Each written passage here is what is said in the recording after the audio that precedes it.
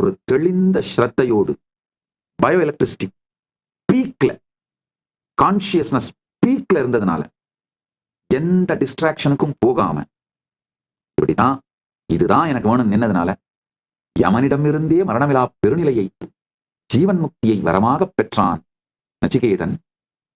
அடுத்து பீஷ்மர் தன்னுடைய தந்தைக்கு பெண் வேண்டும் என்பதற்காக, அந்த பெண்ணுடைய சம்மதத்தை பெறுவதற்காக தான் திருமணமே செய்து கொள்வதில்லை என்று அவர் எடுத்த அந்த முடிவே பயோ எனர்ஜி, பயோ எலக்ட்ரிசிட்டியோட பீக் மேனிபுலேஷன், பயோ எலக்ட்ரிசிட்டியை பீக்கு எடுத்துட்டு போறாரு. அந்த கான்சியஸ்னஸோட உச்சத்தில் இருந்து அந்த முடிவு அவர் எடுக்கும் பொழுது அவருடைய உடல், மனம், உயிர் மட்டுமல்ல, பிரபஞ்சமே நடுங்கியதுன்னு மகாபாரத டாக்குமெண்ட் பண்ணுது, வியாசர் ரெக்கார்ட் பண்றாரு.